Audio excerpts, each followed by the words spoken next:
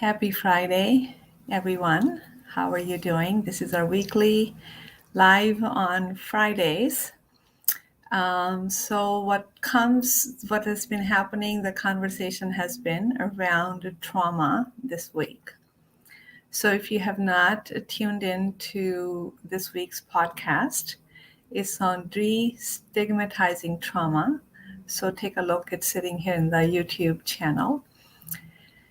And so I thought I would carry on with that same topic since we're having soul talks. So just to, simplify the understanding. So I define trauma as anything that we don't know what to do with. So when you put a big umbrella of what trauma is, and when you take a look even during the course of our day, how many things happen during the course of our day which we don't really know what to do with. One example would be watching some news or seeing something on social media or a conversation with somebody, they say something and it didn't click, but you didn't know how to respond to it and you just kind of shrugged your shoulders and went on with your life. Whether if you are sitting silently and stuff comes up for you and you don't know what to do with. So this is what happens when we don't know what to do with an experience. We do what we do best. We ignore it.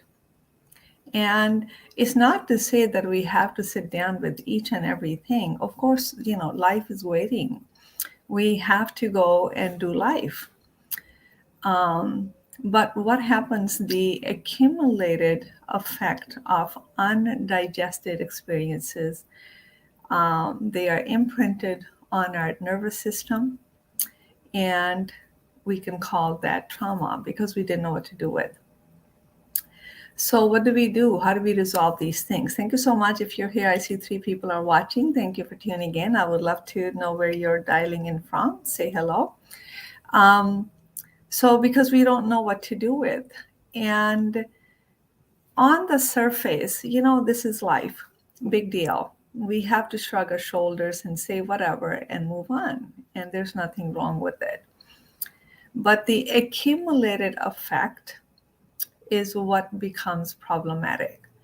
And the truth is that which we it bothered us a little bit, where we ignored it, is something similar that's going to continue to occur. Because there's an energetic that is inviting that in. There's a match for it, and you are continuously inviting that in. And second reason is maybe because there's something there. If it continues to come up for you, maybe there's something for you to look at. Why is that important? So when we talk about our soul purpose, our divine purpose, there's a lot of talk about soul because we are, finally beginning to understand that being human is just not the body. It's not even just the mind or what we feel and think. There's way beyond that energetic part of us, the most powerful part of us, the non-physical part of us. That's our soul. Okay, that's connected to the universal soul. We can call it consciousness, we can call it spirit, but we don't get it, to understand what I'm talking about, we don't really need to give it a name, but you know what I'm talking about. The depth of your being, the depth of you, something that already knows what's going on. So what happens that these little injuries to the soul, and actually, they're on the nervous system, they accumulate and can become into full-blown symptoms on the physical body. So hence the reason to take some time for reflection. So we've been accustomed to that productivity is on our mind, and that's where we're coming from, right? Like you can say the old world. It's what we have learned. So it's not universal. It's something that we have created. in our minds that you have to be productive, you have to work from 9 to 5, you always have to be doing something.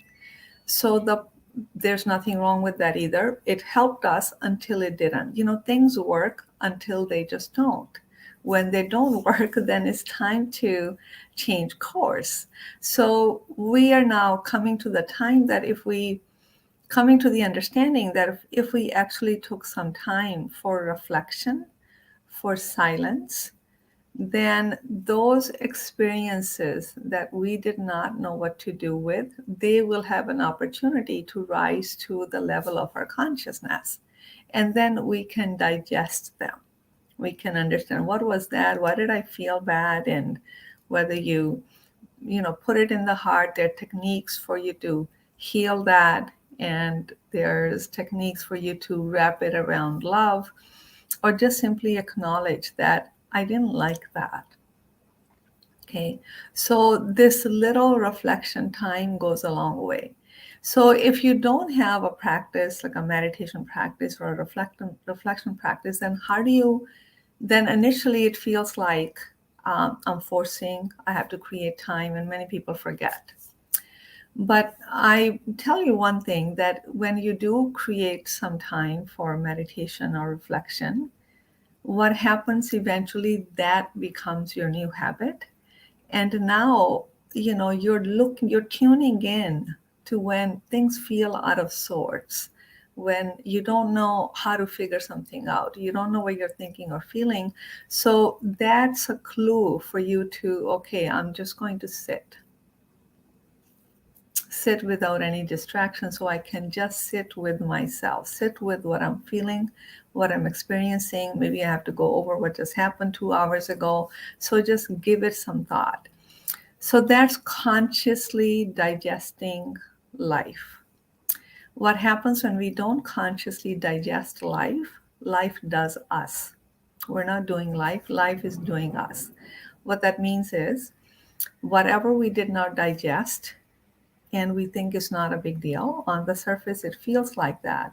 But when you go on, by the end of the day or the end of the week, what's going to happen, that your behavior is going to change.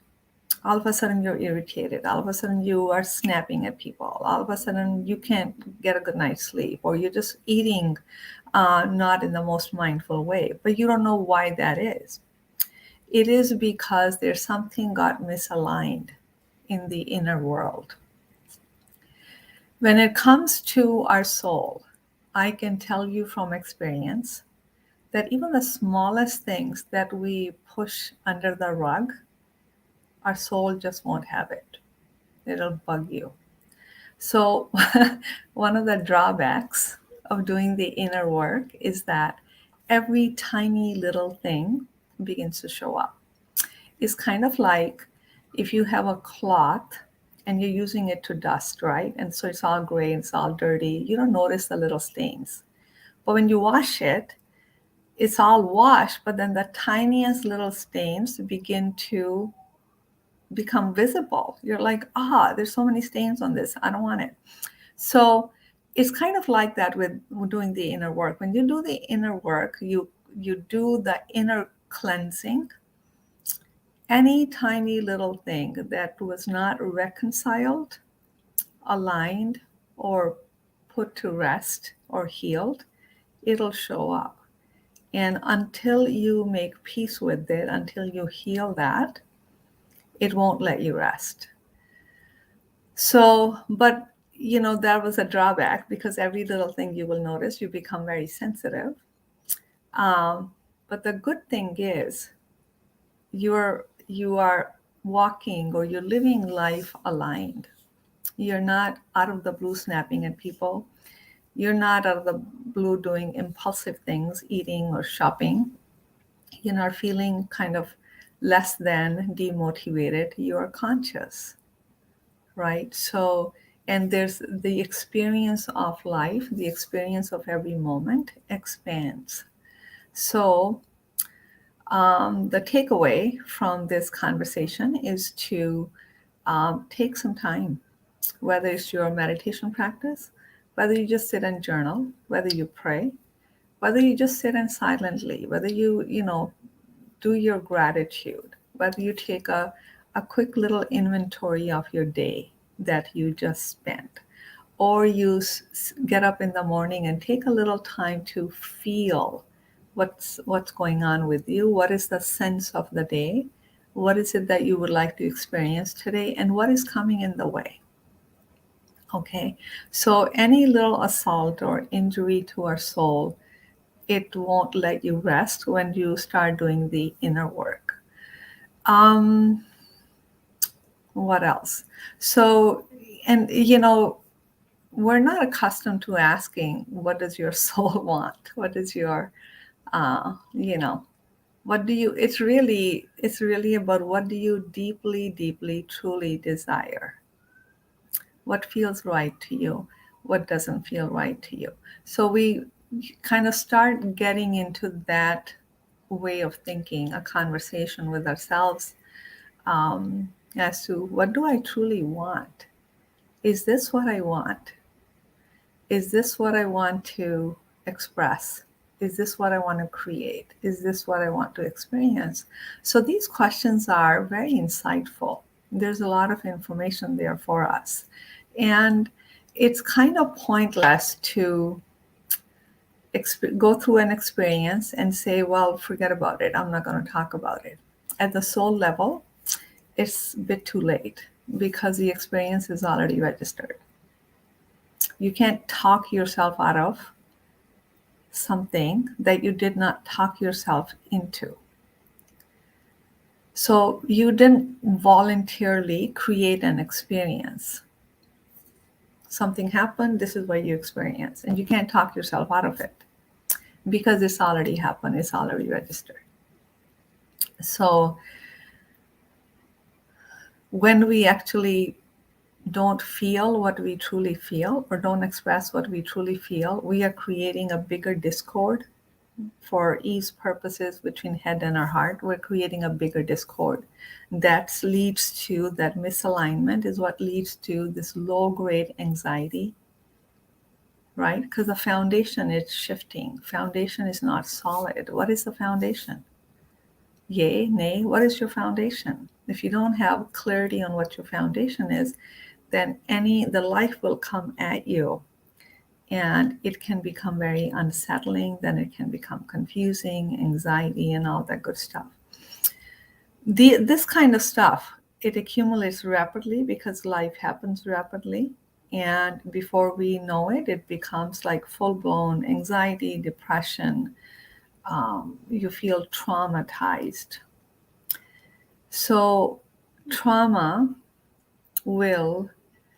there's a part of your soul that is vested in dealing with the trauma. So when the trauma is imprinted on the nervous system, part of the nervous system is no longer available for you to use, right? Because it's vested in holding that experience that it doesn't know what to do with. It's waiting for you to take the time to digest it. So more we suppress what we truly feel and experience, less who we are is available to our life. So when we talk about finding your soul purpose and all that good stuff, well, we can't get to it. We can't get to the soul purpose because every bit of it is covered, is buried under the experiences we have had that we have not done anything with. So many times when I will ask my clients, what gives you joy? They're like, what is that? What do you mean? What makes you happy? What makes you you? When are you in your element? They can't answer that question. So hence this conversation that you take the time, you take take a few moments. It doesn't take that long. Once you get into the habit, the introspection, the reflection is really an all day long affair. You just become meditative. You just become mindful. Start with 5 minutes. So, and if you did not watch the last episode podcast this week's, it was on trauma. I think it was very detailed, and there's a lot of information there for you if you're interested. So do take a look. And if you don't have my book yet, get a copy. Wake Up and Heal. 6 Steps to Emotional Freedom is available on Amazon, paperback, Kindle, and now you can also download it. Go to my website, digital copy you can download. Go to my website, ayurvedichealingcenter.com, look under shop. You'll find Wake Up and Heal, and you can download a digital copy as well. All right, and so stay tuned to, I'm going to be releasing a big programs, webinar series. Many of them are free, some are paid programs during the summer months. So stay tuned. Have yourself a wonderful weekend. And I look forward to, and thank you for being here, whoever was watching. I appreciate you. And like the video. If you like, please share. And I look forward to hanging out with you next week. Take care.